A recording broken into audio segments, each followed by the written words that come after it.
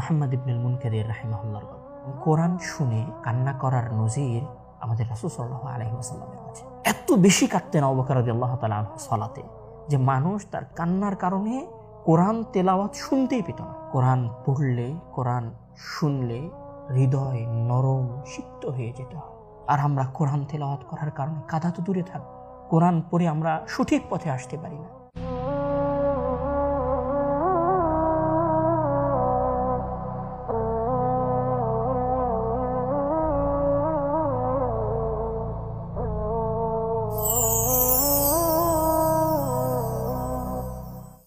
আসসালামু আলাইকুম ওয়া রাহমাতুল্লাহি ওয়া বারাকাতুহু। ইন্নাল হামদুলিল্লাহি ওয়াহদাহু ওয়া সলাতু ওয়াসসালামু আলা মান লা নাবিয়্যা বা'দা, আম্মা বা'দ।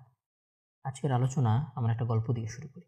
কোরআন পড়ে কান্না করার গল্প। মুহাম্মদ ইবনুল মুনকাদির রাহিমাহুল্লাহর গল্প। উনি একজন বিখ্যাত মুহাদ্দিস এবং তাবেঈ, মানে সাহাবীর কাছ থেকে হাদিস শুনেছেন। উনি একদিন অনেক বেশি কান্না করছেন।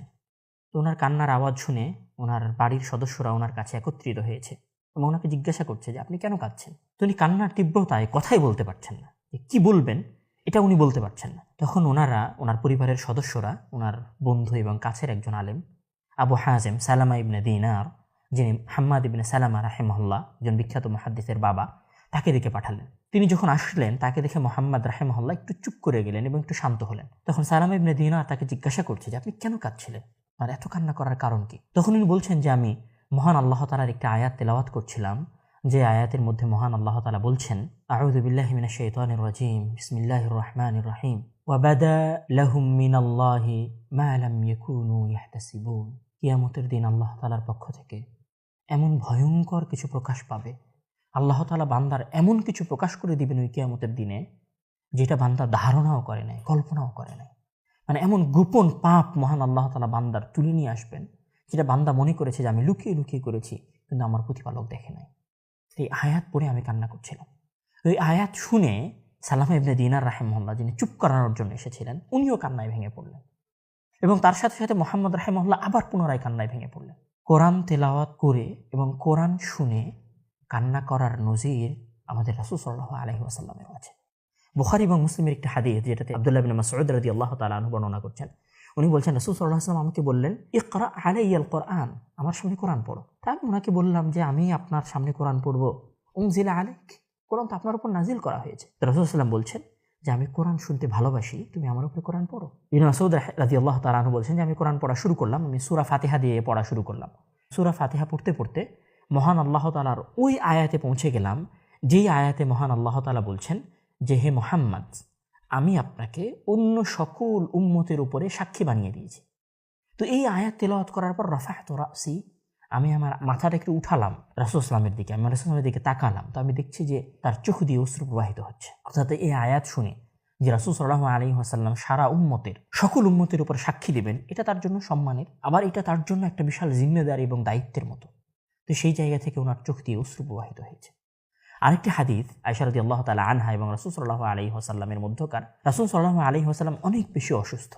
তো উনি অসুস্থতার কারণে ওনার সাহাবীদেরকে উদ্দেশ্য করে বলছেন যে মুরু আবা বকরিন ফালইউসাল্লি বিন-নাস, তোমরা আবু বকরকে বলো যেন সে সালাত আদায় করে। তো আয়েশা রাদিয়াল্লাহু তাআলা আনহু রাসূলের এই আদেশের পরিপ্রেক্ষিতে গিয়ে বলছেন যে আবু বকর রাদিয়াল্লাহু তাআলা আনহু তো অনেক নরম হৃদয়ের মানুষ, রাকিকুল কলব, একদম নরম হৃদয়ের মানুষ।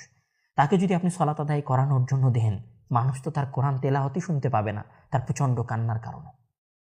এত বেশি কাঁদতেন আবু বকর রাদিয়াল্লাহু তাআলা আনহু সালাতে, যে মানুষ তার কান্নার কারণে কোরআন তেলাওয়াত শুনতেই পেত না।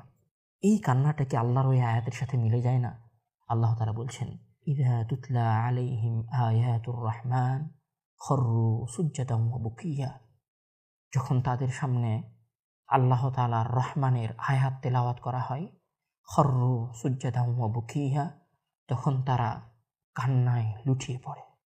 আল্লাহ তাআলা অন্য আয়াতে বলছেন, আফা বিহাযাল হাদীসি তা'জাবুন, আফা বিহাযাল হাদীসি তা'জাবুন, তোমরা আল্লাহ তাআলার এই ধরনের কথা শুনে আশ্চর্য হচ্ছ, ওয়া তাদহাকুন, এবং তোমরা হাসাহাসি করছো, ওয়া লা তাবকুন, এবং তোমরা তার আয়াত শুনে কান্না করছো না, তোমাদের কান্না আসতেছে না।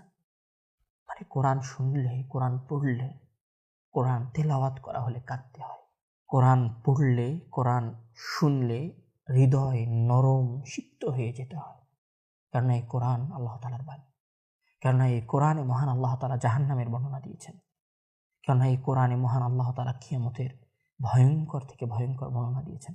আল্লাহ তাআলা বলছেন যে ফাকুল ইয়ানসিফুহা রব্বি নাসফা ফায়াদারুহা কাআন সাফসাফা, যে মহান আল্লাহ তাআলা কিয়ামতের দিন এই পাহাড়কে ধুলায় ধূসরিত করে দেবেন।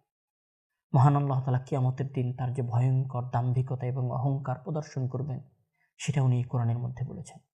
উনি কোরআনের মধ্যে বলছেন যে ইয়াউমা ইয়াফিরুল মারউ মিন আখিহি ওয়া উম্মিহি ওয়া আবিহি, কিয়ামতের এই ভয়ঙ্কর দৃশ্য দেখে একজন বাবা তার সন্তানকে দেখে পালাবে, একজন সন্তান তার বাবাকে দেখে তার মাকে দেখে পালিয়ে যাবে। এই যে কোরআনের এই ভয়ঙ্কর দৃশ্য, কোরআনের ভেতরের এই ভয়ঙ্কর আয়াতগুলো, এগুলো পড়ে কি আমাদের হৃদয় নরম হয়েছে? কেন নরম হয়? কেন এই আয়াতগুলো তেলাওয়াত করার পরে আমরা কান্না করি? কেন আবু বকর রাদিয়াল্লাহু তাআলা আনহু আয়াত পড়ে কাঁদলেন? কেন মুহাম্মদ ইবনুল মুনকাদির রাহিমাহুল্লাহ কোরআন তেলাওয়াত করে কাঁদলেন? কেন রাসূল সাল্লাল্লাহু আলাইহি ওয়াসাল্লামের চোখ দিয়ে অশ্রু প্রবাহিত হলো? কেন আবু বকর রাদিয়াল্লাহু তাআলা আনহু কোরআন তেলাওয়াত করার সময় কান্নার কারণে মানুষ তার আওয়াজ শুনতে পেত না?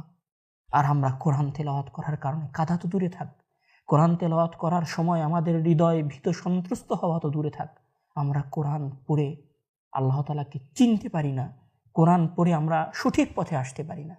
নিশ্চয় আমরা কোরআন পড়তে গিয়ে এবং কোরআনের কোথাও আমরা একটা জিনিস মিস করছি। সেটা কি? সেটা হচ্ছে আফালা ইয়াতাদাব্বারুনাল কুরআন, তারা কি কোরআন বুঝে তেলাওয়াত করে না? আম আলা কুলুবিহিম আকফালুহা, নাকি তাদের হৃদয়কে তালাবদ্ধ করা হয়েছে? আমাদের হৃদয় বদ্ধ হয়ে গেছে আর আমরা কোরআন বুঝে তেলাওয়াত করি না। আসুন এই দার্সের মাধ্যমে, ধারাবাহিক এই সিরিজের মাধ্যমে আমরা কোরআন বুঝি এবং সূরা ফাতিহা থেকে নিয়ে শুরু করে কোরআনের সর্বশেষ সূরা পর্যন্ত আমরা ব্যাখ্যাসহ বুঝে কোরআনের গভীর অর্থ জেনে কোরআনকে অনুধাবন করি। আমরা এই দার্সের সাথে কানেক্টেড থাকি, এই সিরিজের সাথে সম্পর্কিত থেকে আমরা পুরো কোরআনের অর্থটা বুঝি। মহান আল্লাহ তাআলা আমাদের সকলকে সেই তৌফিক দান করুক। আল্লাহুম্মা আমিন। ওয়া আখিরু দাওয়ানা আলহামদুলিল্লাহি রাব্বিল আলামিন। আসসালামু আলাইকুম ওয়া রাহমাতুল্লাহি ওয়া বারাকাতুহু।